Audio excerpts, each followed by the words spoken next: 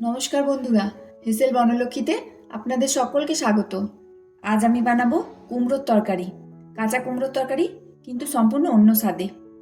কুমড়োর তরকারি বানানোর জন্য আমি কাঁচা কুমড়ো খোসা শুদ্ধ এরকম মোটা মোটা করে কেটে নিয়েছি, আর তার সঙ্গে আলু কেটে নিয়েছি। আলুটা একটু ছোট টুকরো করে কেটেছি আর ধুয়ে নিয়েছি।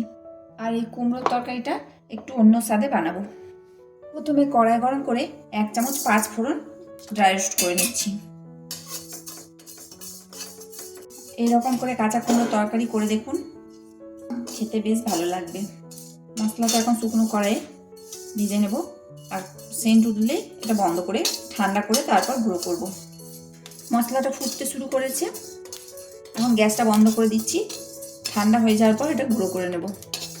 5 ফোড়ন ভাজা ঢেলে নিয়ে দিচ্ছি ওই কড়াইয়ে সর্ষের তেল।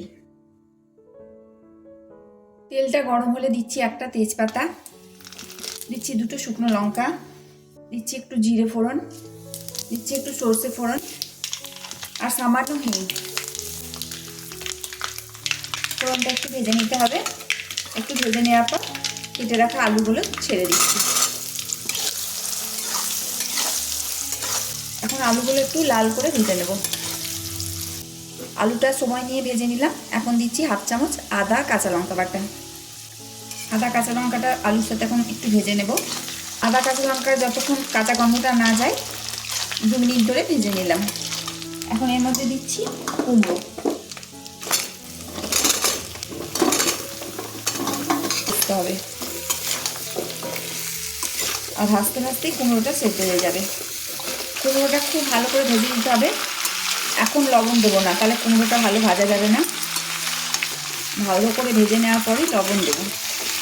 হাতে একটু সময় নিয়ে কুমড়োটা ভালো করে ভাজতে হবে, তাহলে কুমড়োর তরকারিটা টেস্ট খুব ভালো হবে।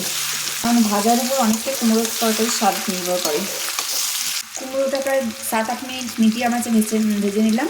এখন এর মধ্যে দিচ্ছি হলুদ, দিয়ে দিচ্ছি 1/2 চামচ আমচুর গুঁড়ো, আর দিচ্ছি অল্প কাশ্মীরি লঙ্কা গুঁড়ো। এখন এই মশলাগুলো দিয়ে কুমড়োটা আরও কষবো।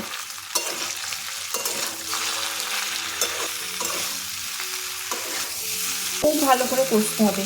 কষতে কষতেই কুমড়ো 80% সিদ্ধ হয়ে যাবে। আমি এই তরকারিতে কোনো জলের ইউজ করিনি, আর কষতে কষতেই কুমড়ো অনেকটাই নরম হয়ে গেছে। তবে এখন আর একটু সিদ্ধ হবে। এখন এর মধ্যে দিচ্ছি কাসুরি মেথি, একটু হাতে করে ক্র্যাশ করে দিয়ে দিলাম। কাসুরি মেথিটা খুব ভালোভাবে মিশিয়ে নিচ্ছি। এখন দিচ্ছি পরিমাণ মতো লবণ, আর দিচ্ছি চিনি। একটু মিষ্টি মিষ্টি হলে ভালো হয়, এই চিনিটা একটু 2 চামচ দিলাম।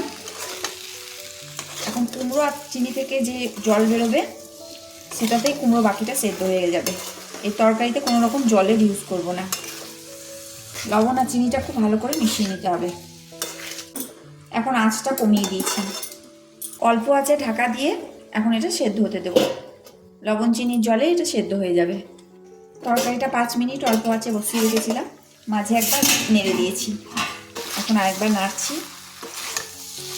এই তরকারিতে আমি কোনো জল দেবো না, কারণ জল দিলে তরকারিটা খেতে অতটা ভালো হয় না। কুমড়োটা একটু ভালোভাবে নেড়ে নিতে হবে যাতে তরকারিটা একটু মাখো মাখো হয়। তার জন্য একটু এইভাবে নেড়ে নিলে তরকারিটা গা মাখো মাখো হয়ে যাবে। এখন এর মধ্যে ছড়িয়ে দিচ্ছি 5 ফোড়ন ভাজা গুঁড়ো। এটা এবার খুব ভালোভাবে মিশিয়ে নিতে হবে। এইভাবে তরকারি বানালে রুটি, লুচি, পরোটা যে কোনো জিনিসের সাথেই খেতে ভালো লাগে। আমার কুমড়ো তরকারি রান্না হয়ে গেল। সমস্ত রেসিপিটি দেখার জন্য হেসেল বনলক্ষ্মীর তরফ থেকে অসংখ্য ধন্যবাদ।